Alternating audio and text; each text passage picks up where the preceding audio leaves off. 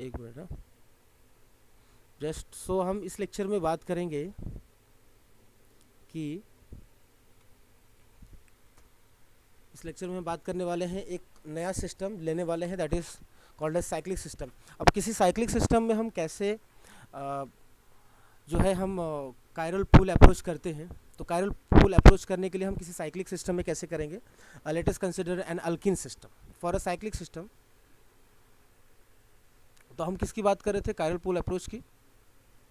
We are talking about chiral pool approach. तो in the chiral pool approach we have to take the another system. So let us consider a system. हम क्या करते हैं, pro chiral centre लेते हैं, pro chiral carbon, which is what, consider double bond, consider a double bond which is what, cyclic compound. तो हम क्या करते हैं, इसमें हम यूज़ करने वाले हैं साइक्लिक कंपाउंड की, साइक्लिक कंपाउंड। तो आपको पता होगा कि साइक्लिक कंपाउंड की अगर हम बात करें तो हमारे अल्कीन जो होता है, अल्कीन भी क्या होता है हमारा, अल्कीन एक तरीके से हमारा वो भी एक कायरल सेंटर होता है, प्रो कायरल सेंटर होता है, तो उसको हम लोग कन्वर्ट कर सकते हैं। तो let me take the consider a double bond. तो आपको पता है अगर हमें क्या करना है, डबल बॉन्ड पे इपॉक्सीडेशन करना है या फिर हमें इसका डायहाइड्रोक्सिलेशन करना है, तो हमें क्या करना पड़ेगा, how we can proceed with the help of asymmetric approach. तो हम कैसे करेंगे उसको, वो that we are going to see in this particular lecture. तो अभी हम यहाँ पे देखने वाले हैं। तो सपोज हमारे पास क्या है, suppose we have this system, suppose I have this system, I have this system. So suppose this is my system, which is what, double bond. Consider this double bond. Now we have to introduce a chiral center here. So for that, for the chiral pool approach, we know that already we must have any chiral center into the particular compound. So in this compound we do not have any chiral center, so that's why we have to introduce a particular chiral center. Suppose I am introducing a chiral center over here. Suppose हमने क्या कर दिया, इसके ऊपर एक chiral center introduce कर दिया। तो हमने क्या कर दिया, एक chiral center इंट्रोड्यूस कर दिया। Now it is what, chiral centers. Now we can go for the chiral pool approach for this particular molecule. ठीक है, हमारे पास सपोज हमारे पास है C2H5 है या CH3 है, ऐसा कंसिडर करते हैं। चलो मान लेते हैं यहाँ पे C2H5 है। अब हम क्या कर सकते हैं, this is now this system becomes, this is the chiral centre, this system is what, chiral centre. Now I have to introduce another chiral centre, that is I have to introduce a particular chiral centre with the help of reaction. तो हमें क्या करना है इसमें, तो हम क्या करते हैं, अगर हमने क्या किया, इसके ऊपर इपॉक्सीडेशन किया, suppose I have taken, I have done the epoxidation. तो इपॉक्सीडेशन के लिए हम क्या करते हैं, बोलो, for the epoxidation what reagent we are using, generally we are using MCP. Metachloro per benzoic acid. तो generally we are using metachloro per benzoic acid हम यूज़ करते। Now the question is what, हमारा जो epoxidation होने वाला है above the plane होगा या बिलो द प्लेन होगा, दैट इज़ द क्वेश्चन। ठीक है, हमारा जो इपॉक्सीडेशन होगा वो कहाँ पे होगा, that is the simple question that you have to. तो बताइए, तो इट इज़ ऑब्वियस दैट कि हमारे पास जो स्टेरिक हिंड्रेंस है वो यहाँ पे है, ठीक है, अबव द प्लेन है। तो obviously your electrophilic oxygen will approach from the bottom of the particular. तो हमारा मेजर क्या होगा, तो अगर इसके पास हमारे पास दो फेसेस है ना, हमारे पास कितने फेस है, हमारे पास दो फेस है। एक तो हमारा कौन सा फेस है, दिस इज़ द फेस, एक तो हमारा कौन सा फेस है, ये बॉटम फेस है जहाँ से हमारा ऑक्सीजन अप्रोच करने वाला है। एक तो हमारा कौन सा है, बॉटम फेस है। तो चलिए मान लेते हैं कि ये हमारा क्या है, बॉटम फेज है। तो एक तो हमारा बॉटम फेज ये होगा, दूसरा फेज कौन सा होगा, दूसरा फेज ये है कि जहाँ से हमारा अप्रोच करने वाला है, समझ में आया। तो बॉटम फेस और अबव फेस है ना, टॉप फेस और बॉटम फेस, ये दो हमारे पास अवेलेबल है। अब दोनों में से अगर इपॉक्सीडेशन होता है तो या तो अगर अबव फेस से होगा तो इपॉक्सीडेशन होगा तो क्या बनेगा, तो आपको दो पॉसिबिलिटीज़ मिलने वाली हैं, इस आपको दो प्रोडक्ट मिलने वाले हैं इस केस में। तो अगर आपका इपॉक्सीडेशन होता है टॉप से, तो इपॉक्सीडेशन मतलब यहाँ पे आपकी जो इसकी स्टीरियोकेमिस्ट्री है, मान लेते ये इथाइल है, और इथाइल और हमारे जो ऑक्सीजन की स्टीरियोकेमिस्ट्री होगी वो क्या होगी, सेम टू सेम होगी, है कि नहीं। तो इसकी स्टीरियोकेमिस्ट्री आपको कैसा बनेगा, आपको स्ट्रक्चर कुछ इस तरीके से बनेगा, है कि नहीं। तो आपका इपॉक्सीडेशन कुछ इस तरीके से होने वाला है, या फिर क्या होगा, और दूसरा क्या होगा, बॉटम फेज, दूसरा आपका क्या है, बॉटम फेज होगा। तो बॉटम फेज में हमारे पास ये है इथाइल, ठीक है। अब इसको हम लिखते कैसे हैं, थोड़ा अलग अलग तरीके से लिखते हैं बस, और कुछ नहीं। तो ये हमारा बॉटम फेज हो गया। तो चलिए मान लेते हैं कि ये हमारा क्या है, बॉटम फेज है। अब ये दो प्रोडक्ट है, इसको हम लिखेंगे कैसे, we will generally write this particular system like this. तो हम इसको कैसे लिखते हैं, ऐसा, हम इसको ऐसा लिखते हैं, जैसे आपका अबव द प्लेन है तो यहाँ पे क्या होगा, ऑक्सीजन, और इसको हम लोग क्या करते हैं, स्टीरियोकेमिस्ट्री इसको ऐसे दिखाते हैं। तो नॉर्मली आपकी स्टीरियोकेमिस्ट्री इस तरीके से होती है। और दूसरा क्या रहेगा, प्लस, दूसरा हमारे पास सिस्टम ये है। तो इस तरीके से आपको एग्जाम में ऐसा मेंशन किया रहता है। तो इसकी स्टीरियोकेमिस्ट्री क्या हो गई,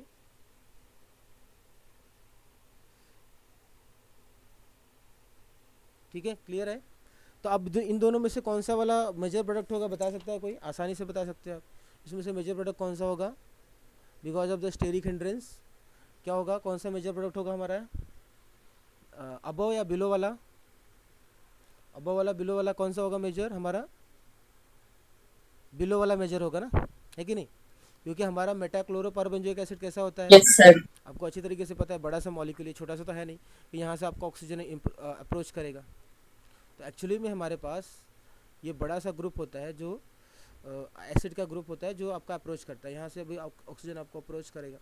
तो ऑक्सीजन अप्रोच करेगा जब, तो किस तरीके से करेगा वो हमें यहाँ पे देखना है। तो ये मेजर हो जाएगा। मेजर क्यों होगा, बिकॉज ऑफ यहाँ पे क्या है, स्टेरिक हिंड्रेंस इसको कम मिलेगा, और यहाँ पे क्या है, इसमें इस साइड पे इथाइल ग्रुप है, तो यहाँ पे आपको हिंड्रेंस मिलने वाला है, दैट्स वाई। तो when we talk about the cyclic system, हम किसकी बात करें, साइक्लिक कंपाउंड की बात करें। जब भी हम साइक्लिक सिस्टम की बात करें तो हमारे पास एक तो हम ये सब कॉन्सेप्ट कब यूज़ करेंगे, जब हमारे पास जो होगा this concept applicable for, so this is applicable for, ये जो कॉन्सेप्ट होता है वो किसके लिए होता है, इट इज़ अप्लीकेबल फॉर किसके लिए अप्लाई करना है आपको, हमें 5 मेंबर रिंग होगा हमारे पास क्या होना चाहिए, 5 मेंबर रिंग। अगर 5 मेंबर्ड रिंग है, if we have what 5 membered ring, दूसरा हमारे पास 4 मेंबर्ड हो सकता है, उसमें भी आपको यही कॉन्सेप्ट अप्लाई कर सकते हो, सिर्फ देख के भी आप बता सकते हो, 4 मेंबर्ड, 5 मेंबर्ड और 3 मेंबर्ड। और उसके बाद 3 मेंबर। तो इस चीज़ों में आप इसको, इस कॉन्सेप्ट को अप्लाई कर सकते हो, समझ सकते हो। तो हमारा जो 5 मेंबर होता है वो कैसा होता है, कुछ इस तरीके से होता है, आपको पता ही है, अभी भी हमने देखा 5 मेंबर का जो रिंग होता है, इट इज़ लाइक दैट, आपका जो रिंग होता है वो कुछ इस तरीके से होता है। आपका 5 मेंबर कैसा होता है, सर। अब उसमें क्या होते हैं हमारे पास, उसमें नॉर्मली क्या होते हैं, ये हाइड्रोजन जो होते हैं वो कैसे होते हैं, इस तरीके से होते हैं, बराबर। तो मतलब जो भी सब्स्टिट्यूएंट होंगे वो कुछ इस तरीके से लगेंगे। तो 4 मेंबर्ड में कैसा होगा, 4 मेंबर्ड में आपका जो रिंग होगा, 4 मेंबर्ड रिंग, वो क्या होगा, इस तरीके से होता है। तो इसमें भी आपके क्या है, जो भी जो आपके सब्स्टिट्यूएंट लगने वाले कुछ इस तरीके से लगेंगे, है कि नहीं।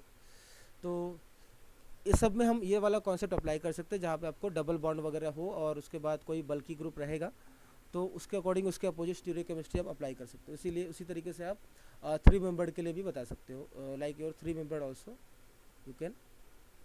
तो 3 मेंबर्ड में भी आपको इसी तरीके से सोचना है। तो इस सब में तो कुछ भी मतलब ज़्यादा कन्फ्यूजन नहीं आने वाला है, बिल्कुल भी। जस्ट आपको ये इसका स्ट्रक्चर करेक्ट, ये आपको स्टीरियोकेमिस्ट्री में भी आपको यही समझ में आना है। ठीक है। स्टीरियोकेमिस्ट्री जब हम करते हैं ना, याद है आपको, स्टीरियोकेमिस्ट्री में हम लोग नंबर ऑफ एनएमआर सिग्नल निकालते हैं, ग्रुप थियरी में भी हम ये अप्लाई करते हैं, याद होगा आपको। तो ये सारी चीज़ें, तो ये सब चीज़ों में आपको क्या करना है, अब इसमें हमारा जो बल्कि ग्रुप होगा वो नॉर्मली जैसे स्टेरिक हिंड्रेंस जो रहेगा वो कहीं अबव रहेगा या बिलो रहेगा, कहीं पे भी हो सकता है, तो उसके अकॉर्डिंग आपको मेंशन किया जाता है। और बट क्या हम 6 मेंबर के लिए अप्लाई कर सकते हैं क्या ये कॉन्सेप्ट? क्या हम बट फॉर 6 मेंबर के लिए अप्लाई करेंगे क्या? बट फॉर 6 मेंबर के लिए क्या होता है, ये अप्लाई कर सकते हैं क्या हम लोग, बताओ? ये वाला कॉन्सेप्ट हम अप्लाई कर सकते हैं 6 मेंबर के लिए? क्या 6 मेंबर रिंग हमारा प्लेनर होता है? Is it planar? Is it planar, बताओ? ये क्या प्लेनर होता है? 6 मेंबर रिंग जो होता है आपका, मुझे बताइए कि प्लेनर होता है क्या? Yes sir. बेंजीन मतलब 6 मेंबर प्लेनर होता है साइक्लोहेक्सेन? Is it planar? तो चलो मैं प्लेनर स्ट्रक्चर बना देता हूँ। क्या ये प्लेनर है? क्या यस आपको सर। साइक्लोहेक्सेन प्लेनर होता है? आंसर क्या है हमारा? No, it is not planar. क्यों? जो हमारा साइक्लोहेक्सेन का जो फॉर्म होता है वो चेयर कन्फर्मेशन होता है, पता है ना आपको, सबको अच्छी तरीके से सबको पता है। यस। तो it is not at all planar, so this will be always in the chair form. तो जब चेयर फॉर्म में आ गया तो फिर हमारा वो वाला कॉन्सेप्ट लगाएंगे ही नहीं, पहली बात तो ये चीज़ें आपको बिल्कुल भी अच्छी तरीके से ध्यान देना है, नहीं तो आप क्या करोगे, आपके पास यहाँ पे आ गया सपोज ऐसा कोई ग्रुप, आपने क्या देखा, ये ग्रुप है, ये देख लिया कि हम हमारे पास ये बल्कि ग्रुप दे दिया हुआ है इन्होंने, ऐसा इथाइल ऐसा मान लो दे दिया है, और आप क्या करोगे, आपको कोई न्यूक्लियोफिलिक अटैक है मान लो, यहाँ पे ऐसा कुछ डबल बॉन्ड गिवन है, तो आप क्या करोगे, यहाँ पे न्यूक्लियोफिलिक अटैक या कोई इपॉक्सीडेशन ऐसा कुछ करना रहेगा, तो आप इस तरीके से करते हो। तो you have to think about that before before going to the reaction, otherwise आपका क्वेश्चन रॉन्ग ही होने वाला है, ठीक है। तो समझ में आया क्या करना है? तो इसमें एक्चुअली में क्या होता है आपका, आपको अच्छी तरीके से पता होगा कि इस केस में हम 6 मेंबर जो रिंग होता है वो चेयर फॉर्म में होता है, और ये इसमें क्या होता है, एक्सेल इक्वेटोरियल में क्या होता है, फ्लिपिंग होते रहती है ना। आपको अच्छी तरीके से पता होगा एक्सेल और इक्वेटोरियल के इसमें क्या होती है, फ्लिपिंग होती रहती है। तो आपको अच्छी तरीके से मालूम होना चाहिए कि ये हमारा क्या है, एक्सेल होता है। तो हमारे 3 क्या होते हैं, एक्सेल होते हैं, है कि नहीं? 3 हमारे क्या होते हैं, ऑल्टरनेट हमारे क्या होते हैं, एक्सेल होते हैं। तो 3 हमारे जो रहेंगे ऊपर पॉइंटेड रहेंगे, और 3 क्या रहेंगे हमारे जो ऑल्टरनेट वाले रहेंगे वो क्या रहेंगे, that will B downward pointed. तो ये सारे हमारे कौन से हो गए, दिस आर ऑल एक्सेल, है ना। तो इक्वेटोरियल कौन सा होगा, बोलो? इक्वेटोरियल कैसा होगा? इक्वेटोरियल भी क्या रहेगा आपको, इक्वेटोरियल भी कुछ इसी तरीके से रहेगा, लेकिन इक्वेटोरियल का केस कैसा रहेगा, ये है, ये हमारे पास इक्वेटोरियल है। इस केस में ये क्या रहेगा, ये भी पैरेलल ही रहेगा। तो ये पैरेलल, तो इसके पैरेलल कौन सा आएगा बताओ? इसके पैरेलल कौन सा होगा, थर्ड पोजीशन पे लेके आने का, 1 2 3, तो इसके पैरेलल कौन सा आएगा, ये वाला, ठीक है। इसके पैरेलल कौन सा आएगा, 1 छोड़ के ये थर्ड वाला। तो क्या हो गया, 3 पैरेलल हो गए। इस तरीके से हम लोग डिसाइड करते हैं। उसके बाद और कितना बचा टोटल हमारे पास, कितने बॉन्ड एक्सियल होते हैं, कितने इक्वेटोरियल होंगे, वो पता होना चाहिए टोटल, है कि नहीं? कितने होंगे टोटल हमारे पास, 6 एक्सियल होते हैं, तो 6 इक्वेटोरियल भी होना चाहिए ना। तो इक्वेटोरियल कैसे होंगे, इक्वेटोरियल भी होने चाहिए कि नहीं? तो हमारे पास 6 इक्वेटोरियल बना, तो अभी हमारे पास 3 इक्वेटोरियल बने, तो 6 इक्वेटोरियल बना दो फटाफट। तो ये हमारा क्या होगा, एक equatorial, are you getting or not? ये आपका एक इक्वेटोरियल हो गया, दूसरा इक्वेटोरियल ये हो गया, और तीसरा इक्वेटोरियल कहाँ पे होगा बताओ स्टूडेंट? तीसरा कहाँ पे होगा, यहाँ पे, है कि नहीं? तो 3 हमारे क्या हो गए, पैरेलल हो गए कि नहीं?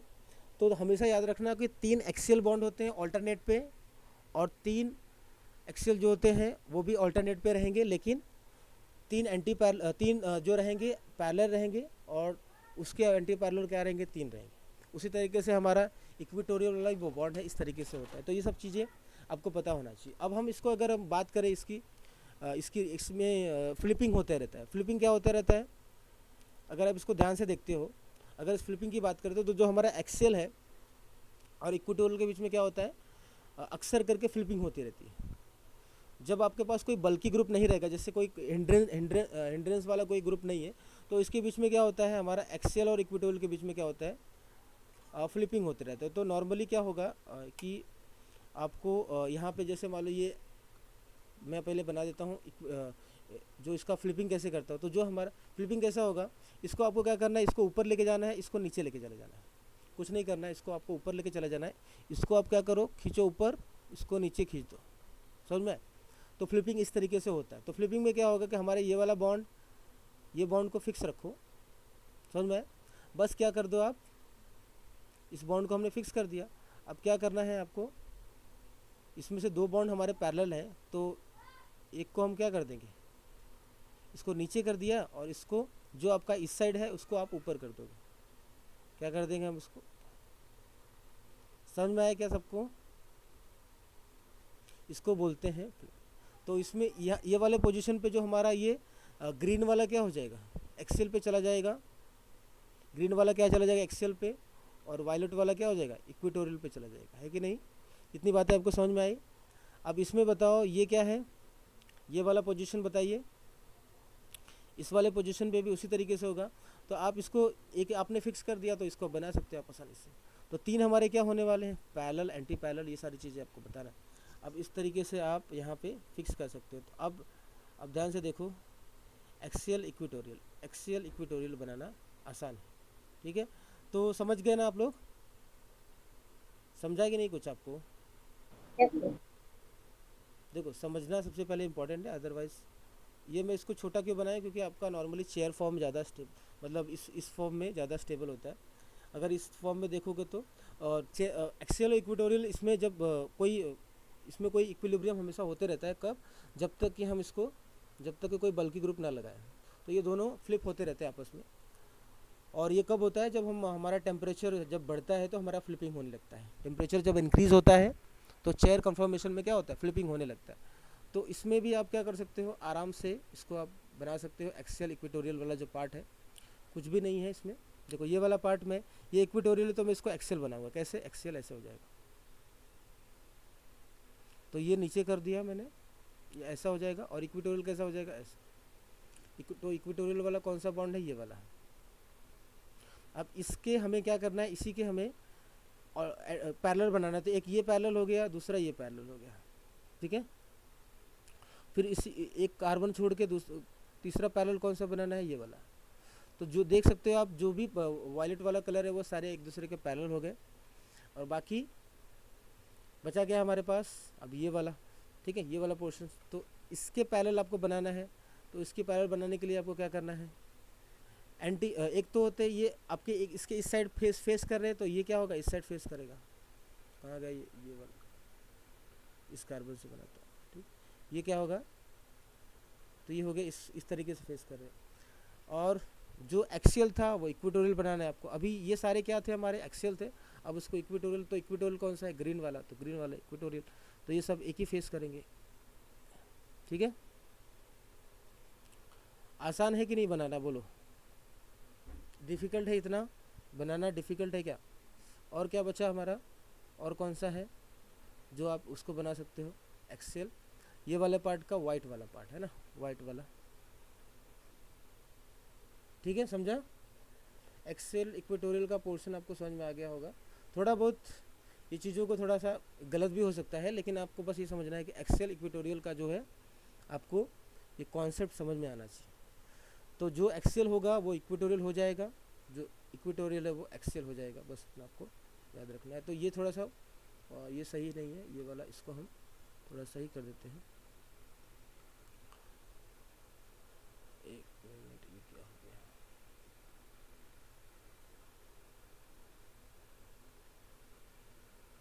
क्योंकि ये और ये दोनों क्या होने एक साइड में, और उसके बाद सब सही है, ठीक है। तो ये हो गया हमारा पार्ट जो है इसका। तो अब हम क्या करेंगे, थोड़ा सा एक क्वेश्चन लेते हैं और उस क्वेश्चन के थ्रू हम इसको मॉडिफाई करते हैं, हम अप्रोच करते हैं। अब हम डबल बॉन्ड का हम लोग क्या कर रहे हैं, इसमें स्टीरियोकेमिस्ट्री, डबल बॉन्ड को हम एज अ प्रोकायरल सेंटर इंट्रोड्यूस करने जा रहे हैं, ठीक है। तो चलिए एग्जांपल्स लेते हैं, कुछ एग्जांपल्स लेके हम लोग करेंगे तो और बेटर समझ में आएगा। मान लेते हैं कि हमारे पास एक 5 मेंबर्ड रिंग है, this is my 5 membered ring, and this is the this is the carbonyl group, ये हमारे पास कार्बोनिल ग्रुप है, और यहाँ पे हमारे पास है एक कायरल सेंटर है, ठीक है, एक हमारे पास यहाँ पे कायरल सेंटर है। So let's say it is ethyl. तो अभी हमें क्या करना है, suppose I have to do the nucleophilic attack. Suppose एक सिंपल सा रिएक्शन है जो है माइकल एडिशन का पार्ट, तो हम क्या करते हैं, माइकल एडिशन करते हैं। इसका अगर माइकल एडिशन करेगा, now you have to tell me what will be the stereochemistry of particular this particular centre. तो आपको स्टीरियोकेमिस्ट्री इसकी बतानी है, बहुत ही सिंपल है। चलिए मैं न्यूक्लियोफिलिक करता हूँ, इसका माइकल एडिशन करता हूँ। सो मैं क्या करता हूँ, इसमें माइकल एडिशन करता हूँ। तो आपको पता है ना माइकल एडिशन में क्या होता है, बोलिए स्टूडेंट, माइकल एडिशन में क्या होता है?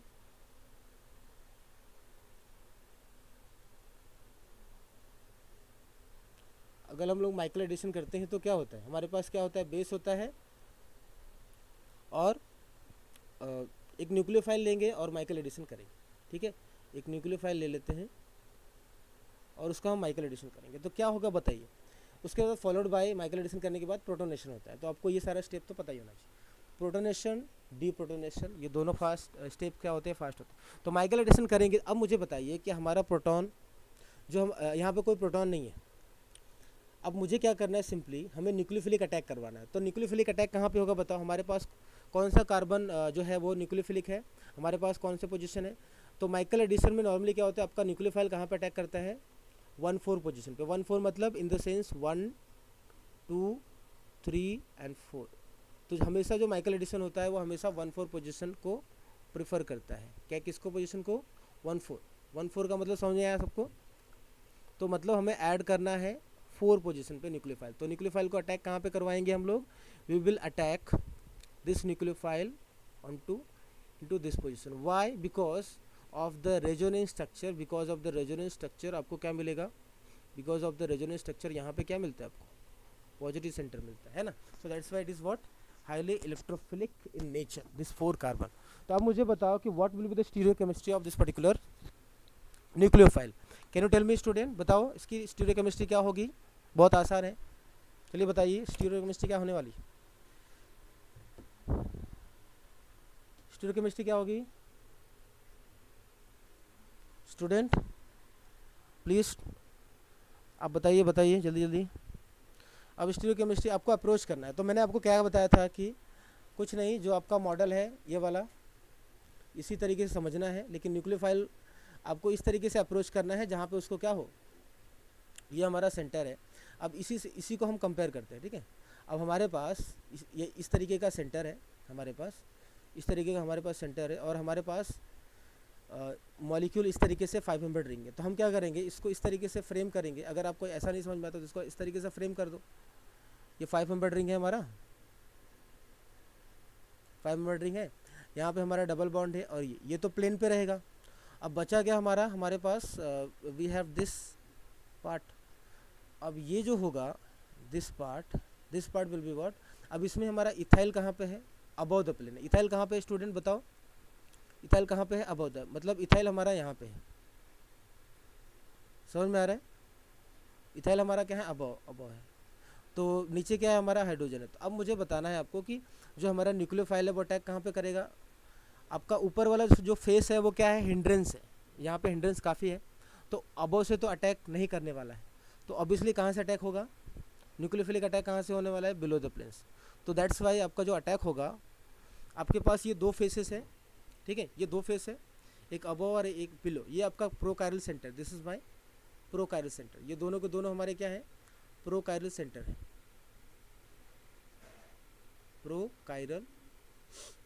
Prochiral centre, this is my prochiral centre. अब प्रोकायरल सेंटर पर हमें इंट्रोड्यूस करना है, एक और कायरल सेंटर इंट्रोड्यूस करना है, because already we have this chiral centre, this is my already a chiral centre. तो अब इस कायरल सेंटर के, ये कायरल सेंटर हमारा क्या करने वाला है, this chiral centre will control the stereochemistry of this particular centre, 4th position का। अगर इसको वो कंट्रोल करेगा तो इसका मतलब यहाँ पे स्टीरियोकेमिस्ट्री कितनी आनी चाहिए, that will be decided by this particular centre. So that's why we can introduce a chiral centre by the, so in this way we have a chiral induction in the molecule, we have a chiral induction in the molecule. तो क्या होने वाला है, आपका जो attack होगा वो क्या होगा, बिलो से होगा।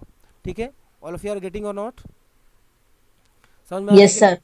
तो आपका जो अटैक होगा वो कहाँ से होगा, बिलो से अटैक होगा। तो आपका जो एक्चुअली में जो न्यूक्लियोफाइल है वो कैसे अटैक करेगा, इस तरीके बिलो से अटैक करेगा। तो जब बिलो से अटैक करेगा मतलब मैं मान लेता हूँ कि आपका जो न्यूक्लियोफाइल है वो इस तरीके से अटैक करता है।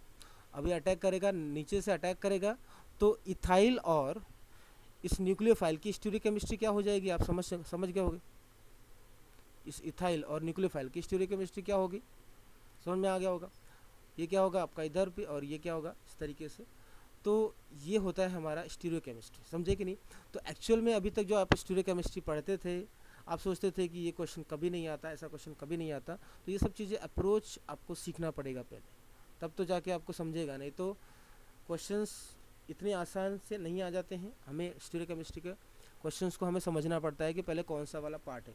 एक्चुअली ये सारे पार्ट किसके हैं, एसिमेट्रिक सिंथेसिस के। ठीक है, अब इसमें क्या होगा, आप क्या करोगे, एक्चुअली ये वाला पार्ट आपको इसमें भी मिलेगा, कॉन्जुगेट एडिशन में मिलेगा, और इसमें स्टीरियोकेमिस्ट्री भी आ गई। तो ये एसिमेट्रिक सिंथेसिस का पार्ट हो गया। ठीक है, तो इसका मतलब हमारे पास जो इथाइल आया, सॉरी न्यूक्लियोफाइल जो आया, वो न्यूक्लियोफाइल कहाँ पे है वो देख लीजिए। तो अब आप देखोगे ध्यान से, तो आपको जो न्यूक्लियोफाइल है यहाँ पे ऑलरेडी हाइड्रोजन है। ठीक है, यहाँ पे ऑलरेडी हाइड्रोजन है। तो अगर न्यूक्लियोफाइल अगर आपका क्या आ रहा है, न्यूक्लियोफाइल अगर क्या आ रहा है, बिलो से आ रहा है, तो आपका हाइड्रोजन कहाँ पे जाएगा, बोलिए। अब हो जाएगा कि नहीं हाइड्रोजन, हाइड्रोजन आपका अब हो जाएगा कि नहीं, समझ में आया? अगर न्यूक्लियोफाइल आपका Yes, बिलो से sir. आ रहा है तो आपका हाइड्रोजन क्या जाएगा। ठीक है, और उसके बाद आपको कुछ इस तरीके से ये कॉन्जुगेशन होगा।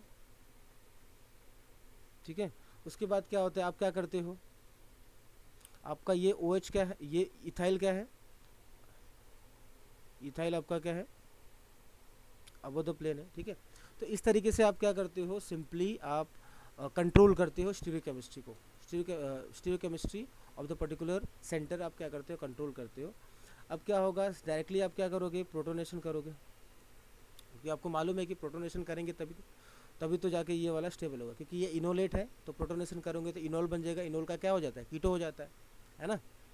तो इन द सेम मैनर आप क्या करोगे, यहाँ पे एक इसका हाइड्रोलिसिस करोगे तो क्या होगा, ये अटैक इधर पे। ठीक है, और ये कहाँ पे जाएगा आपका, ये जाके इस प्रोटॉन को लेगा, ये प्लेनर है ना, तो ये जाके प्रोटॉन को ले लेगा, सिंपली प्रोटॉन को ले लेगा। तो आपको प्रोडक्ट क्या मिल जाएगा, बोलो, you will be getting the product like this. तो प्रोडक्ट मिलेगा ऐसा कुछ, है कि नहीं।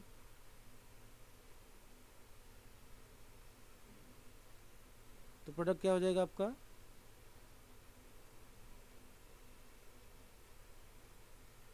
ये न्यूक्लियोफाइल है हमारा और इथाइल हमारा है, दोनों की स्टीरियोकेमिस्ट्री आपको समझ में आ गई होगी। और ये आपको कीटोन मिल जाएगा यहाँ, ये तो अपनी जगह पे ही है, और हाइड्रोजन आ गया। और उसके बाद आपको क्या मिल जाएगा यहाँ पे, ये बिलो द प्लेन आ जाएगा और ये अबव द प्लेन आ जाएगा। समझा कि नहीं, आपको स्टीरियोकेमिस्ट्री समझा यहाँ पे, अब Yes, sir. थोड़ा बहुत समझ में आ रहा होगा कि इस तरीके से हमारी क्या होती है, स्टीरियोकेमिस्ट्री कंट्रोल की जाती है। अब ऐसा नहीं है कि कुछ भी अपने मन से कुछ भी लगा दोगे, ऐसा नहीं। जब तक हमारा 3 मेंबर्ड 4 मेंबर्ड 5 मेंबर्ड है तब तक आपको ऐसा ही सोचना है, बिल्कुल सिंपल वे में सोचना है। जैसे ही हमारा 6 मेंबर्ड आएगा तो उसमें उसके बारे में आपको अलग तरीके से सोचना है। तो उसके लिए आपको उसके बारे में भी मैं बताऊँगा बाद में। ठीक है, तो समझ में आएगा। तो ये चीज़ें हैं जो आपको कंसिडर करना है, नहीं तो आप स्टीरियोकेमिस्ट्री में हमेशा कन्फ्यूज ही रहोगे। ठीक है, हमेशा कन्फ्यूजन रहेगा, नहीं तो हमेशा आपको कन्फ्यूजन रहेगा और आपको ये नहीं पता चलेगा कि हमें क्या करना। अभी चलिए हम एक दूसरा क्वेश्चन लेते हैं कि हमारे पास सपोज़ एक हमारे पास रिएक्शन है, जैसे हमारे पास है एक कार्बन सेंटर है और उसमें हमारे पास क्या है, कीटोन है। सपोज़ हमने ये कंपाउंड हमारे पास है। अनदर एग्जांपल्स हम ले लेते हैं, कोई रिएक्शन ले लेते हैं जिसमें आपको स्टीरियोकेमिस्ट्री कंट्रोल करना है। एक और एग्जांपल ले लेते हैं। For example I have this molecule, suppose I have this molecule, और इसमें हमारे पास डबल बॉन्ड नहीं है। लेकिन हमें इस कैसे करना है, हमें रिएक्शन करवाना है। ये हमारे पास है, इसका मिथाइल है, ठीक है। और बेस हमने लिया है, हमने ले लिया बेस, और एक ले लिया हमने बेंजाइल ब्रोमाइड ले लिया, ठीक है। अब हमें क्या करना है, हमें यहाँ पे अल्काइलेशन करवाना है, अल्काइलेशन करवाना है। तो मान लेते हैं कि हमने क्या ले लिया, कोई एक बेस ले लिया, मान लेते हैं हमने सोडियम हाइड्राइड ले लिया, बेस ले लिया, और बेंजाइल ब्रोमाइड हमारा क्या है, ये कैसा काम करेगा, ये इलेक्ट्रोफाइल जैसा काम करेगा। तो सबसे पहला काम क्या है कि आपको देखना है, सबसे पहले काम क्या है, बेस का। बेस क्या करेगा, प्रोटॉन को अब्स्ट्रैक्ट करेगा। तो मुझे बताओ हमारे पास दो पोजीशन है, एक पोजीशन ये है और ये पोजीशन ये है। तो मुझे बताओ कि दोनों में से कौन सा वाले प्रोटॉन को बेस क्या करेगा, हमारे अब्स्ट्रैक्ट करेगा। बताइए कौन सा वाले प्रोटॉन को बेस क्या करेगा, अब्स्ट्रैक्ट करेगा। एक हमारे पास यहाँ पे प्रोटॉन है, एक हमारे पास है, बता सकते हो। ऐसा वाला प्रोटॉन आपको देखना है कि जो क्या हो, स्टेबलाइज्ड हो, ठीक है, जो क्या हो, स्टेबलाइज्ड हो। तो अगर आप इसको ध्यान से देखते हो, दोनों के दोनों क्या है, अल्फा पोजीशन पे ही है। स्टेबलाइज तो कार्बनिक ग्रुप से होंगे, लेकिन दोनों के दोनों के लिए अगर ये कॉमन चीज़ है तो इसमें एक्स्ट्रा क्या है, यहाँ पे आप देखोगे तो ये जो है इसका इंडक्टिव इफेक्ट वर्क करेगा, क्योंकि इंडक्टिव इफेक्ट क्या होता है, 3 बॉन्ड तक काम करता है। तो ये क्या करेंगे, अगर यहाँ पे नेगेटिव चार्ज बना तो वो क्या करेगा, that will be stabilised by plus I effect, है कि नहीं। प्लस आई इफेक्ट से क्या हो जाएगा, थोड़ा बहुत वो स्टेबल हो जाएगा, ठीक है। ये सिंपल बात है। तो हमारा कार्बोनियन कहाँ पे ज़्यादा स्टेबल होगा, that will be stable to this position. तो आपको क्या करना पड़ेगा, अब ये सब चीज़ें आपको बिना कुछ कहे आपको आना चाहिए, ऐसा नहीं कि आपको इसको बार बार बताना पड़ेगा। अब इस केस में क्या होने वाला है, आपको जो कार्बोनियन बनने वाला है, carbanion will be formed here. So the carbanion will be form here like this is my carbanion. क्योंकि इसने क्या किया, बेस ने क्या किया, बेस ने जाके इस प्रोटॉन को अब्स्ट्रैक्ट कर लिया। तो बेस ने क्या कर दिया, सिंपली जाके प्रोटॉन को अब्स्ट्रैक्ट कर लिया है यहाँ से। That's why we are getting this carbanion है। तो इसने क्या किया, प्रोटॉन को अब्स्ट्रैक्ट कर लिया। तो प्रोटॉन को अब्स्ट्रैक्ट कर लिया तो आपको ये बन गया, और ये वाला प्रोटॉन अब्स्ट्रैक्ट नहीं होगा, ठीक है। अब नेक्स्ट स्टेज जो है पार्ट, ये हमारा जो है एक स्टेप था, this is my first one step, this is my one step, और सेकेंड स्टेप आपको ये करना है।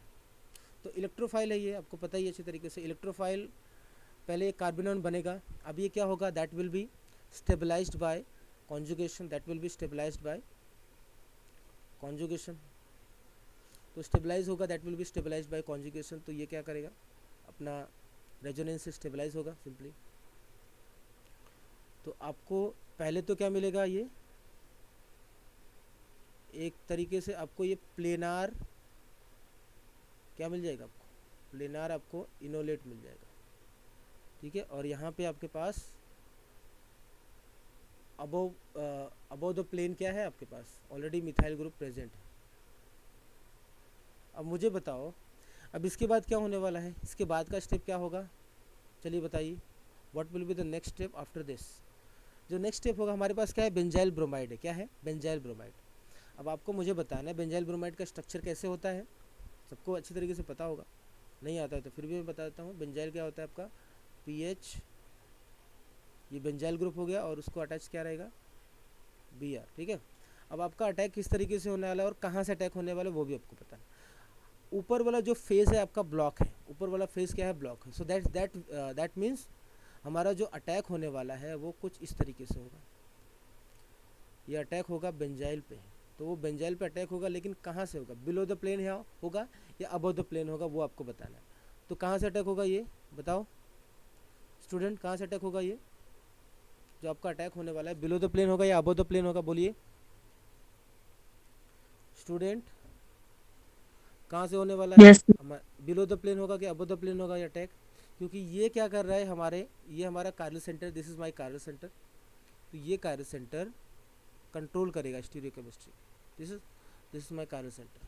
तो ये कायरल सेंटर क्या है, यहाँ पे रोल ये क्या कर रहा है, पहले से कायरल सेंटर प्रेजेंट है, अब ये कंट्रोल कर रहा है इसकी स्टीरियोकेमिस्ट्री को, दैट मीन्स अबव द होगा या बिलो द प्लेन होगा, बिलो द प्लेन होगा। जो हमारा अटैक होगा वो कहाँ से होगा, बिलो द। तो जो आपको प्रोडक्ट मिलने वाला है, the product will be like, तो प्रोडक्ट आपको किस तरीके से मिलेगा आपको समझ में आ गया होगा, है कि नहीं।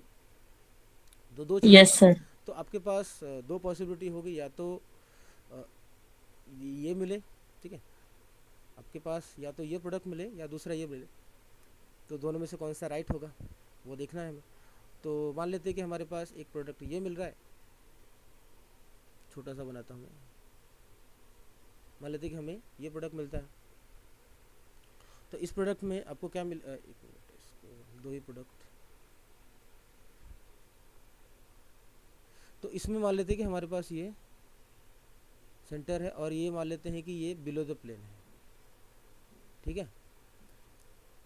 इसको मैं अबव द प्लेन रखता हूँ, इसको बिलो द प्लेन रखता हूँ। ये मान लेते हैं ये अबव द प्लेन आपका जा रहा है, आपका जो बी एन है, मैं यहाँ पे बी एन लिखता हूँ, ठीक है। ये पूरा ग्रुप क्या होता है, बी एन होता है। This group is called as B N, इसको बोलते हैं बेंजाइल ग्रुप। तो बेंजाइल ग्रुप को मैं क्या करता हूँ, अबव द प्लेन रखता हूँ। एक तो ये कंडीशन होगा आपका कि बेंजाइल ग्रुप को मैंने क्या किया, अबव द प्लेन रखा। और दूसरा कंडीशन क्या होगा, दूसरा कंडीशन क्या होगा बताइए, दूसरा कंडीशन क्या होने वाला है। एक तो ये होगा, दूसरा कंडीशन क्या होगा, the second condition will be what, second condition कुछ इस तरीके से ये होगा कि हमारे पास जो आपका मिथाइल है, मिथाइल के अबव में गया ये, अभी इसको मैं बिलो द प्लेन करता हूँ, ठीक है। बिलो द प्लेन में क्या बनेगा वो आपको देखो। तो इस तरीके से आपको दो प्रोडक्ट मिलते हैं, ठीक है। इस तरीके से आपको क्या मिलने वाले हैं, two product you will be getting. तो क्या हुआ, सिंपल सा, आपको ए और बी, आपको दो प्रोडक्ट मिल गए, आपको ए है और बी है। तो आपको बताना है कि उसमें से कौन सा मेजर होगा। मेजर कौन सा होगा बताइए, which one will be the major one, which one will be the major one, समझा आपको। मेजर वन कौन सा होगा, ए या होगा या बी होगा बताइए।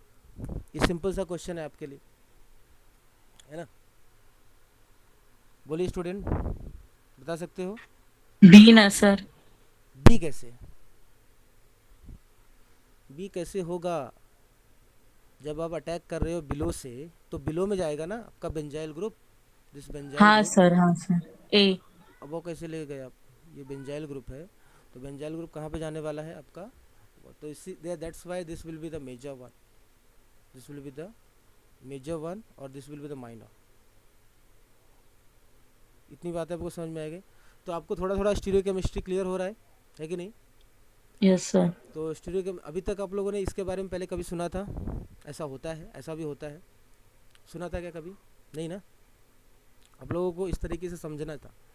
तो अगर ये सब चीज़ें समझे रहोगे तभी जाके आपको रिएक्शन मैकेनिज्म हो गए, ये सब चीज़ें हो गई, सब आसानी से टैकल कर पाओगे। और इसको आपको मैंने बता दिया, आपको थोड़ा बहुत समझा होगा, फिर से आप प्रैक्टिस करो। इसी तरीके का कॉन्सेप्ट होता है। ऑर्गेनिक में ऐसी चीज़ें होती मिलेंगी आपको, ऑर्गेनिक में कुछ और बहुत ही एडवांस ये सारी चीज़ें नहीं मिलती। हमारा मेन अटैक कैसे होता है, न्यूक्लियोफाइल, इलेक्ट्रोफाइल, बस कुछ इसी से भरा हुआ है। और लास्ट में क्या आ जाता है, स्टीरियोकेमिस्ट्री। तो स्टीरियोकेमिस्ट्री तो मैंने आपको बताया था कि कैसे कंट्रोल करना है, ठीक है। तो कंट्रोल ऑफ स्टीरियोकेमिस्ट्री जो होता है वो कुछ इसी तरीके से होता है, ठीक है। अब एक और छोटा सा एग्जांपल ले लेते हैं और अब इसके बाद हम इसको पैकअप करते हैं इसका। तो चलिए एक एग्जांपल्स और ले लेता हूँ। अभी इसी में समझो मैंने ले लिया, ये फर्स्ट है, ये फर्स्ट एग्जांपल है।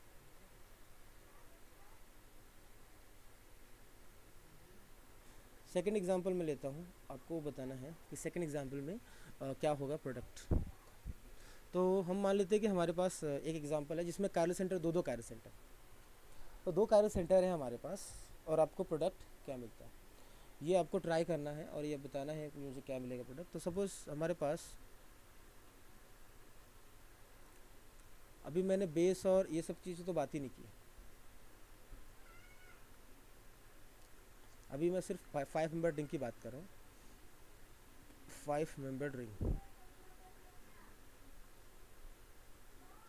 अब मान लेते हैं कि हमारे पास ये एक कायरल सेंटर है, दूसरा कायरल सेंटर ये है, ठीक है, दूसरा कायरल सेंटर ये है, और हमें क्या करना है, इसको भी उसी तरीके से हमें रिएक्शन करवाना है, सेम वे में हमें क्या करना है, रिएक्शन करवाना है। तो हम क्या लेते हैं यहाँ पे NaH और एक इलेक्ट्रोफाइल ले लेते हैं। मान लो हमने ले लिया इथाइल ब्रोमाइड ले लिया, हमने ले लिया मान लो इथाइल ब्रोमाइड ले लिया, इथाइल या बेंजाइल या कुछ भी ले सकते हैं, सो आपके ऊपर। चलो बेंजाइल ब्रोमाइड ले लेता हूँ, ठीक है। तो ये बेस हो गया, इलेक्ट्रोफाइल हो गया। आपको बताना है मुझे इसमें आपको A मिलेगा प्रोडक्ट, और सेकंड जो है प्रोडक्ट, सेकंड रिएक्शन है वो है कुछ इस तरीके से,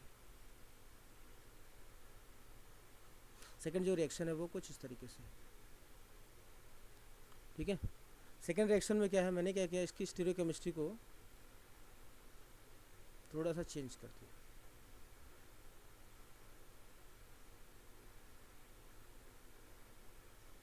इसकी स्टीरियोकेमिस्ट्री को मैंने थोड़ा सा चेंज किया था बस, और मैंने क्या रखा, सेम कंडीशन रखा, that is NaH and benzyl. तो आपको मुझे बताना है A और B क्या होगा, प्रोडक्ट क्या होगा, चलो बताए, चलिए बताइए स्टूडेंट, A और B जो प्रोडक्ट होगा वो क्या होगा। तो पहला प्रोडक्ट मैं बताता हूँ। अब देखो मैं आपको ऑप्शंस भी दे देता हूँ, और ऑप्शंस में भी कर सकते हो, निकाल सकते हो आपको प्रोडक्ट। अब देखो ऑप्शंस में वो लोग घुमाएंगे, वो लोग एक बार यहाँ पे बेंजाइल ग्रुप लगा सकते हैं, बेंजाइल ग्रुप यहाँ पे भी लगा सकते हैं, यहाँ पे भी लगा सकते हैं। आपके पास कौन कौन से पोजीशन है जहाँ पे आपका कार्बोनियन फॉर्म होता है, वहाँ वो लोग क्या करेंगे, they will make the benzyl group. So all together ये क्या करने वाले हैं, यहाँ पे हम लोग क्या किया, एक बेंजाइल ग्रुप लग सकता है, यहाँ पे लग सकता है, ठीक है। उसी तरीके से यहाँ पे भी और यहाँ पे भी। तो हमारे पास दो पोजीशंस है जिसमें बेंजाइल ग्रुप। तो पहली बात तो दो पोजीशन पहले आपको क्लियर होना चाहिए कि दोनों में से कहाँ पे आपका कार्बोनियन बनेगा, ठीक है। उसके बाद नेक्स्ट होगा स्टीरियोकेमिस्ट्री। अब ये दो चीज़ें आपको समझ में आ गई, तो वो क्या करने वाले हैं, they will make you confuse with the stereochemistry. तो स्टीरियोकेमिस्ट्री कर देंगे कि अबव द प्लेन होगा कि बिलो द प्लेन होगा, आपका जो बेंजाइल ब्रोमाइड है वो कौन सा होगा। तो पहली बात, आपको पहला ही कॉन्सेप्ट नहीं पता है तो फिर तो आप वहीं पे रुक जाओगे, उसके बाद आप आगे नहीं बढ़ सकते हो, ठीक है। तो सबसे पहला काम क्या करना है आपको, ये वाला इसको क्लियर करना पड़ेगा सबसे पहले, है ना। सबसे पहले क्या करना पड़ेगा, इसको क्लियर करना पड़ेगा। तो ये क्लियर करना है सबसे पहले। तो मुझे बताइए ए जो बनेगा, अब इसमें क्या होने वाला है, वी विल बी, जो ए बनेगा आपको क्या बताना है कि ए आपका क्या होगा। तो मैं प्रोडक्ट बता देता हूँ, जो मैं प्रोडक्ट बना रहा हूँ वो करेक्ट है या फिर रॉन्ग है, आपको ये बताना है मुझे, ठीक है। मैं दो प्रोडक्ट बनाता हूँ और आपको मुझे बताना है कि दोनों प्रोडक्ट करेक्ट है या फिर रॉन्ग है, ठीक है। चलिए,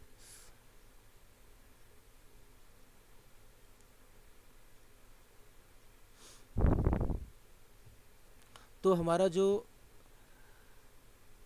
एक तो ये इस वाले कायरल सेंटर की तो स्टीरियोकेमिस्ट्री सब हमेशा फिक्स रहेगी। इसमें क्या होगा, हमारे पास एक बिलो द प्लेन स्टीरियोकेमिस्ट्री है और एक अबव द प्लेन स्टीरियोकेमिस्ट्री, एक बिलो द प्लेन है और एक अबव द प्लेन है स्टीरियोकेमिस्ट्री। यहाँ पे भी क्या है, आपका बिलो द प्लेन है और एक अबव द प्लेन स्टीरियोकेमिस्ट्री। तो आपको मुझे बताना है कि इसमें से कौन सा वाला करेक्ट है, ठीक है। तो बाकी तो सब कुछ सेम ही है, यहाँ पे भी कार्बोनिल आएगा, यहाँ पे भी कार्बोनिल, ठीक है। तो इसमें इन दोनों में से मुझे आपको बताना है कि कौन सा वाला करेक्ट है।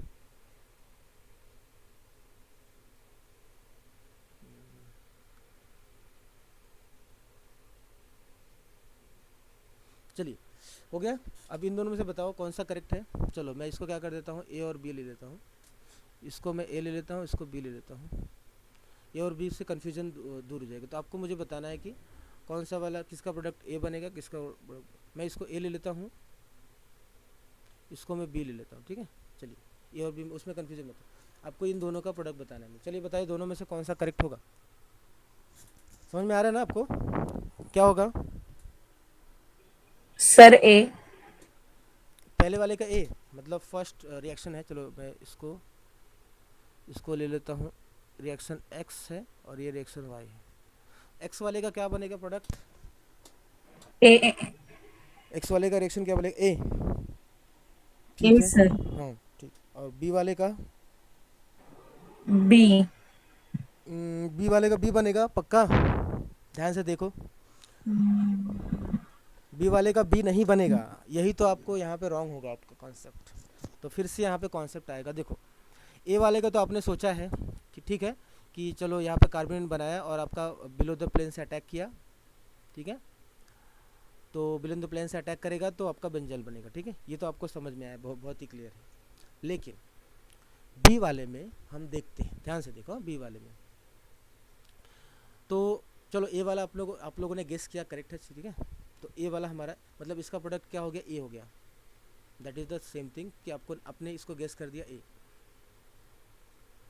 यू हैव गेस दैट इसका ए है, ठीक है। अब दूसरे वाले का दोनों के लिए देखो, एक्चुअली में मैं पहले क्या करता हूँ, रिएक्शन मैं बी वाले इसका मैकेनिज्म आपको समझ बताने की ज़रूरत नहीं है, आपको सेम मैकेनिज्म फॉलो करना है, तो ये तो आपको समझ में आ गया होगा। लेकिन बी के केस में उसका मैकेनिज्म कैसे प्रोसीड करता है, that we have to see here, otherwise हमें रॉन्ग करना ही होगा इसमें।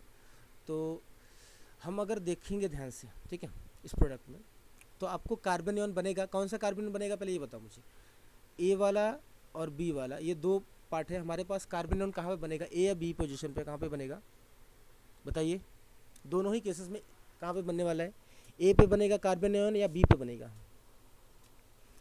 आपको मैं सी डी करके 4 ऑप्शन देता हूँ ना, ताकि आपको कंफ्यूज तो हो जाओ, एटलीस्ट थोड़ा बहुत कन्फ्यूजन तो एग्जामिनर जो आपको कंफ्यूज इसी तरीके से करता है ना, आपको 4 ऑप्शन देके वो क्या करेगा, आपको कंफ्यूज करता है। तो मैं क्या करता हूँ, और एक कन्फ्यूजन क्रिएट कर देता हूँ ताकि आपको,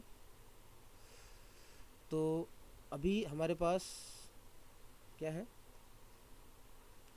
एक ऑप्शन ये है और दूसरा आपका जो बेंजाइल ग्रुप है, मैं क्या करता हूँ यहाँ पे आपका बिलो द प्लेन आता है,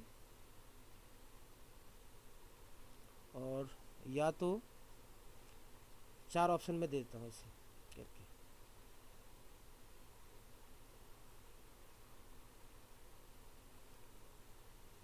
अब आपको कन्फ्यूज़न काफ़ी होगा, ठीक है, इसी तरीके से कंफ्यूज किया जाता है आपको एग्ज़ाम में, ठीक है। चलो ये मान लेते हैं ये सी है, ये डी है, ये सी है और ये डी है, थोड़ा कन्फ्यूजन और बढ़ा देता हूँ। तो आपको क्या लगा, चलो ए वाला तो आप लोग जान जाओगे, हाँ ए वाला क्या है, यही होगा आंसर, ठीक है। बी वाला जो आप है, बी वाले में अगर आप इसको ध्यान से देखते हो तो बी वाले केस में आपको क्या मिलेगा वो भी देखना बहुत ज़रूरी है। तो बी वाले केसेस में देखो, अगर मैं बात करूँ इसकी मैकेनिज़्म की, ठीक है, अगर मैं मैकेनिज़्म की बात करूँ, मैं इसको थोड़ा सा बताता हूँ, बहुत छोटा सा पोर्शन है। यहाँ पे कार्बोनियन बनेगा, अगर ये कार्बोनियन बनेगा तो कार्बोनियन क्या होता है बताओ, प्लेनर होता है कि नॉन प्लेनर होता है, पहले मुझे इतना बताओ, आंसर बताओ। दोनों ही केसेस में हमें जो है कार्बोनियन बनने वाला है ना। तो मैं क्या करता हूँ, कार्बोनियन बनाता हूँ, तो आपका जो कार्बोनियन होगा, ठीक है, तो कार्बोनियन हमेशा क्या होता है, कार्बन आयन क्या होता है हमेशा, यहाँ पे क्यों नहीं बनेगा, क्योंकि आपका जो बेस है वो सबसे पहले यहाँ से क्या करेगा, मोर आपका इनोलेट बनाता है, आपको याद होगा इनोलेट बनाता है, तो इनोलेट जो बनेगा वो एक्चुअली में हमारा इनोलेट कैसा बनता है, मोर स्टेबल इनोलेट बनने वाला है। तो मोर इनोलेट कहाँ से बनेगा, यहाँ पे कार्बोनियन बनेगा तभी आपका इनोलेट बनने वाला है। तो ये पार्ट आप अगर इसको ध्यान से देखते हो तो ये क्या है, प्लेनार पार्ट है, ये पार्ट आपको प्लेनार दिखाई दे रहा होगा। तो जो आपका इंटरमीडिएट है वो इनोलेट है, वो क्या है, प्लेनार है। तो चाहे आप यहाँ पे बनाओ इनोलेट या फिर यहाँ पे बनाओ, दोनों ही जगह पे क्या होगा, इनोलेट प्लेनार होगा कि नहीं, बताइए स्टूडेंट, इनोलेट Yes, दोनों sir. ही केसेस में प्लेनार होगा। तो जो हमारा अटैक होगा, जब हमारा अटैक होगा तो ये जो आपका स्टेरिक हिंड्रेंस है, यहाँ पे आपको स्टेरिक हिंड्रेंस जो दिखाई दे रहा है, ये स्टेरिक हिंड्रेंस की वजह से क्या होगा, स्टेरिक हिंड्रेंस की वजह से क्या होने वाला है, आपका जो अटैक है वो कहाँ से होगा बताओ, this will be attack from below the plane होगा कि नहीं, this will be attack will be from below the plane होगा कि नहीं बताइए। Yes, sir. तो दोनों ही केसेस में हमारा एक ही प्रोडक्ट बनने वाला है, समझ में आया क्या? So for Yes, both sir. The cases we will be getting only a product. समझ में आया क्या? हमें क्या मिलने वाला है? A, not B, not C, not D. समझे क्या? क्लियर है? Yes, sir. हाँ, तो इसमें भी आपको क्या मिलेगा? इसमें भी आपको ए ही मिलेगा। तो इस तरीके से कंफ्यूज किया जाता है आपको स्टीरियोकेमिस्ट्री में। तो आई थिंक आप लोगों को समझ में आ गया होगा, ठीक है? इतनी बातें क्लियर हैं? तो आपको आज क्या क्या सीखने को मिला, समझ में आ गया ना? देख लिया आपने कि ये सब Yes, चीज़ें sir. स्टीरियोकेमिस्ट्री का पार्ट है और आपको यूज़ करना होता है। अब देखो ये इसमें मैंने बताया था कि ये बल्कि ग्रुप कैसे होता है, सिर्फ ऑक्सीजन नहीं आता है यहाँ पे। एक्चुअली में हमारे पास बड़ा सा मॉलिक्यूल होता है, मेटाक्लोरोपरबेंजोइक एसिड है। कैसा होता है इसका स्ट्रक्चर, आपको पता होगा अच्छी तरीके से। मेटाक्लोरोपरबेंजोइक एसिड का स्ट्रक्चर कैसा होता है? पहले बेंजोइक एसिड बनाओ, ठीक है? उसके बाद मेटा क्लोरोपरबेंजोइक एसिड है, मतलब मेटा पोजीशन पे क्या बना दोगे? क्लोरो। बेंजोइक एसिड कैसा होता है? C double bond O. Perbenzoic acid है तो एक और ओ एच आ जाएगा, है ना? तो आपको इस तरीके से, ये इतना बड़ा स्ट्रक्चर होता है, समझ में आया ना? तो इसीलिए क्या होता है आपका, ये जो पार्ट है, जो आपका एसिड है, ये पार्ट पूरा इस तरीके से इतना बड़ा मॉलिक्यूल अटैक करता है, समझे? तो आपका जो इलेक्ट्रोफिलिक है वो कौन सा है? इलेक्ट्रोफिलिक, एक मिनट, जो इलेक्ट्रोफिलिक ऑक्सीजन होता है वो आपका होता है कुछ इस तरीके से। वो अटैक इस तरीके से होता है, समझे? इलेक्ट्रोफिलिक अटैक मतलब एक तरीके से ये इलेक्ट्रॉन विड्रॉइंग ग्रुप है ना आपका, और आपका अटैक इस तरीके से इतने बड़े ग्रुप का होता है, तो जाके आपका इपॉक्सीडेशन होता है, समझ में आया? तो इस केस में ये आपका मेटाक्लोरोपरबेंजोइक एसिड इस तरीके से अप्रोच करता है, दैट्स वाई इतना बड़ा ग्रुप है। तो इसको अगर C2H5 दिखेगा तो यहाँ पे हिंड्रेंस क्रिएट करता है ना, है कि नहीं? सो दैट्स वाई ये जो पार्ट है, ये वाला पार्ट, ये इसलिए क्या करता है, ये स्टेरिक हिंड्रेंस क्या करता है, ये स्टेरिक हिंड्रेंस क्रिएट करता है, समझ में आया? तो सारा खेल किसका है? ये स्टेरिक हिंड्रेंस का ही। इसी की वजह से आपको जो है स्टीरियोकेमिस्ट्री कंट्रोल की जाती है, समझ में आया? और इसी को हम लोग बोलते हैं। अब इसमें आपको एक प्रोडक्ट मिल रहा है अगर मेजर, है ना, तो एक प्रोडक्ट माइनर मिलेगा। और इसमें एक्चुअली में आपको क्या मिलेगा? क्या मिलेगा? डाइस्टीरियोमर मिलेगा कि एनांशियोमर मिल रहा है? ध्यान से देख लो, इसमें आपको क्या मिल रहा है? आपको डाइस्टीरियोमर मिलेगा कि एनांशियोमर मिल रहा है? इस केस में आपको डाइस्टीरियोमर मिल रहा है ना, बराबर? दोनों आपस में मिरर इमेज है क्या एक दूसरे के? नहीं। सो दैट्स वाई वो क्या हो गया? डाइस्टीरियोमर। तो इसको बोलते हैं डाइस्टीरियोमेरिक सिलेक्टिविटी, ठीक है? तो साइक्लिक कंपाउंड में आपको इतनी सारी चीज़ें होगी। अब हमारा आएगा थर्ड टाइप आएगा, जो कि होता है बाईसाइक्लिक कंपाउंड, जो हम नेक्स्ट लेक्चर में करेंगे। बाईसाइक्लिक कंपाउंड, ठीक है?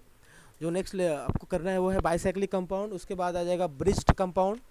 उसमें हम स्टीरियोकेमिस्ट्री कैसे डिसाइड करते हैं, ये दोनों कंप्लीट होने के बाद हम चलेंगे एसिमेट्रिक कैटालिसिस में, समझ में आए? ये दोनों कंप्लीट होने के बाद हम क्या करेंगे? We will go to the asymmetric catalysis, ठीक है? तो इतनी बात आपको सबको क्लियर हो गई है? यहाँ तक कोई doubt? If you have any doubt please let me know, No, sir. ठीक है? तो आई थिंक आपको सबको समझ में आ गया है। और यह टॉपिक बहुत ही आसान टॉपिक है, इसमें कुछ भी नहीं है सोचना इतना कि हाँ ये होगा कि नहीं।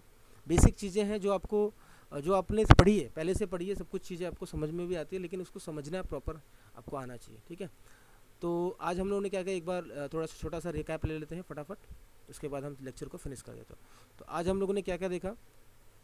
आज हम लोगों ने क्या देखा कि जो आपका पर्टिकुलर क्रैम्स रूल होता है कि उसके लिए ज़रूरी नहीं कि हम क्रैम्स मॉडल हम बार बार बना के देखें, ठीक है? तो क्रैम्स मॉडल जो होता है, इसमें मैंने आपको क्या बताया कि आपका जो पर्टिकुलर जो न्यूक्लियोफाइल होता है, अगर हमारे पास कार्बोनिल ग्रुप है और हमें न्यूक्लियोफिलिक अटैक करवाना है उसके ऊपर, तो हमारे पास जो उसके एडजेसेंट में अल्फ़ा कार्बन होता है, उसके पास लार्ज ग्रुप, स्मॉल ग्रुप और मीडियम ग्रुप होते हैं, ठीक है? लार्ज ग्रुप, स्मॉल ग्रुप और मीडियम ग्रुप होते हैं ये ग्रुप। तो यही क्या करते हैं? डिसाइड करते हैं स्टीरियोकेमिस्ट्री के। तो इनकी स्टीरियोकेमिस्ट्री ही डिसाइड करती है आपके इनकमिंग न्यूक्लियोफाइल की स्टीरियोकेमिस्ट्री, ठीक है? अगर दोनों एंटी रहेंगे तो हमेशा आपको अटैक कहाँ से करवाना है? स्मॉल ग्रुप की तरफ से। अगर ये दोनों क्या रहेंगे, अगर लार्ज ग्रुप क्या है आपका, सिन रहेगा तो आपको क्या करवाना है, मीडियम ग्रुप की तरफ से अटैक करवाना है। तो उसके लिए हमें ना तो फेल्किन एन मॉडल बनाने की ज़रूरत है, ना ही हमें जो है क्रैम्प्स मॉडल बनाने की ज़रूरत है। इसके लिए हम सिंपली क्या कर सकते हैं, तो हमें क्या करना है, उस तरीके से अटैक करवाना है। उसके बाद हम लोगों ने क्या देखा कि जो आपका अटैक है रीफेस और साइफेशियल अटैक कैसे होता है, और आपको जो प्रोडक्ट बना हुआ है तो प्रोडक्ट मेजर कौन सा बना हुआ है, क्यों बना हुआ है, वो भी हम लोगों ने देखा। ठीक है, तो इस तरीके से हमें प्रोडक्ट मिला आसानी से, ये जो प्रोडक्ट मिला था आपको। ठीक है, तो ये तो जैसे ऐसे दिया था। अब क्वेश्चंस जब वो देते हैं तो नॉर्मली बहुत सारी स्टोरी केमिकल सेंटर दे देते हैं जानबूझ के, कि देखने के लिए कि बच्चा क्या सोचता है उसके बारे में, कुछ और सोच लिया। अगर कभी कभी आप अपने मन से एनजीपी लगा देते हो, ऐसा कुछ नहीं होता है। एनजीपी ये सब चीज़ें अपने मन से नहीं लगाने का। कभी भी आप कोई भी कॉन्सेप्ट अगर पढ़े हो तो ठीक है, नहीं तो अपने मन से कुछ भी आप नहीं लगा सकते। ठीक है, तो ये देखा हम लोगों ने। उसके बाद नेक्स्ट कौन सा है, ये इसमें हमने क्या देखा कि हमारे पास अगर साइक्लिक कंपाउंड है तो उसमें हम स्टीरियोकेमिस्ट्री, उसमें हम कायरल पूल अप्रोच कैसे हम करते हैं। तो उस केस में हमारे पास एक सिंपल सा एग्जांपल हमने लिया इपॉक्सीडेशन का। तो इपॉक्सीडेशन का देख लिया हमने। उसके बाद न्यूक्लियोफिलिक एडिशन, कॉन्जुगेट एडिशन वाला भी देख लिया हमने। ऑलरेडी कायरल सेंटर है तो दूसरा कायरल सेंटर कैसे इंट्रोड्यूस करेंगे वहाँ पे। ठीक है, उसके बाद हमने एक और कायरल सेंटर देखा। तो इस तरीके से हम अलग अलग कॉम्बिनेशन हम लोगों ने देखा है। ठीक है, तो बस ये सारी चीज़ों को आपको क्या करना है, अच्छे से पहले समझ लेना पड़ेगा। समझने के बाद ही आप क्या कर सकते हो, उसको फिर अप्लाई करोगे। जब तक समझ में नहीं आएगा तो अप्लीकेशन पार्ट आपके बस की बात नहीं होगी। तो सबसे पहला काम है कि उसको सब क्लियर करके रखो। पहले क्लियर होना चाहिए, उसके बाद आपको क्या करना है। तो जब क्वेश्चंस आएंगे मल्टीपल चॉइस क्वेश्चन में, ऐसा क्वेश्चन आते हैं, ऑप्शंस आपके सामने दिए रहते हो, तो आपको उस तरीके से सोचना पड़ेगा। जब आप उस तरीके से सोचोगे, when you think about like that only, then only you can your approach will be correct। जब आपका अप्रोच करेक्ट होता है तो उस केस में आपको आंसर भी सही मिलता है। समझ में आए? So with this I am ending this lecture. So thank you so much. फिर मिलते हैं हम लोग नेक्स्ट लेक्चर में।